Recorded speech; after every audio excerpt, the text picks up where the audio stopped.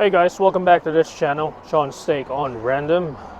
Today we are still going to be discussing about culture here in China, and we have to balance it out a bit because we've been talking about products that are made here but not really a lot about the culture. So this is the second episode about culture, so stick with me and let's dive right into this one. China is a very hyper competitive society and a very education focused culture. So I've mentioned in my previous episode schooling. I made it sound like it's the most difficult thing for kids, right? But believe you me, this is actually the easy part. Because of the culture here, which is very competitive, the parents would naturally want to give their kids a head start against all of their peers. How do they go about doing that? After school classes. This is a very big industry here in China. So who are these after school classes for? Well, basically for every children. Well, not just children, but even adults, young adults who are still studying.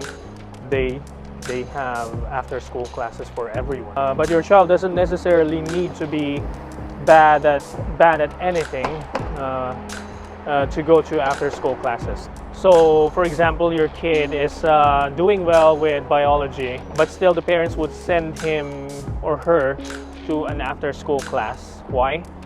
So that he could learn in advance the things that they are going to be learning in school for the next year. So this way he have an advantage, like for the next year he knows a lot of stuff already. So this is not uncommon here. This is very common practice here.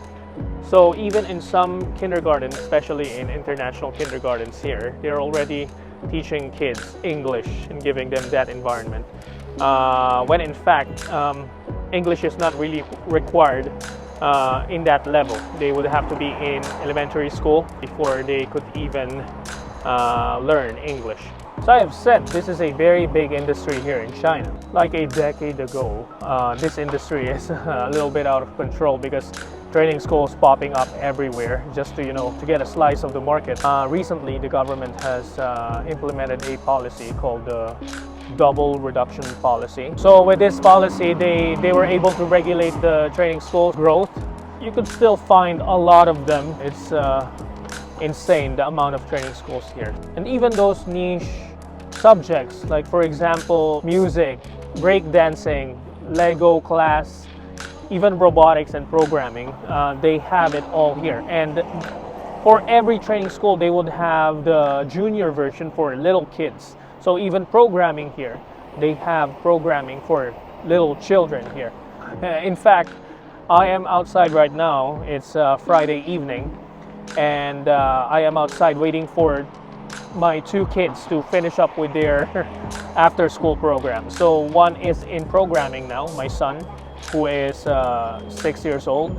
So he is in programming / robotics after school class. And my daughter is in writing class. It's actually like calligraphy, Chinese calligraphy class. But for my kids, I send them to training schools that they are interested in. Like for example, my son is really interested with computer games. So, and the programming class let them learn how to build stuff with Lego and then make them move with controllers, right? So he is really interested with that, and he is really receptive to the idea of him having to go to an after school class after all that they went through this whole week. So, and with my daughter, she really likes writing and reading. So she is really interested with what she is doing tonight. So tomorrow is weekends, and our schedule will be packed. They wake up early in the weekends because they have classes to attend to. Like tomorrow, my daughter, first thing tomorrow is that she would go to a piano lesson. So far, she finds the class really amusing, and the teacher is really good. And then my son tomorrow would be in speaking class. Obviously, the negative aspect of this is additional workload for the kids here who are already buried in a ton of work from their school, right? So they would have to excel in a lot of things which is actually a lot of pressure for kids to be having. I think I need to grab a drink. So this is my regular schedule in Fridays and in Saturdays. Actually, we have become relaxed just several years ago, but before, my wife is like, she really wanted them to have an edge, but I explained to her that our kids have an option, so we should not be controlled by this pressure of society and telling us what to do, like forcing us to get our kids into this rat race. So I refuse to do that. Based on what I've been saying so far, I think you could guess where this is going. And my take about this whole situation is that I don't really like it. The amount of work that they already have from the school itself, especially in the weekends. They have tons of homework, but I can see the positives in it. I think if your kids are interested and really would like to learn something like piano lesson, and you see some utility in it in the future as a parent that they also don't see at the moment, you could push them a little, but don't shove.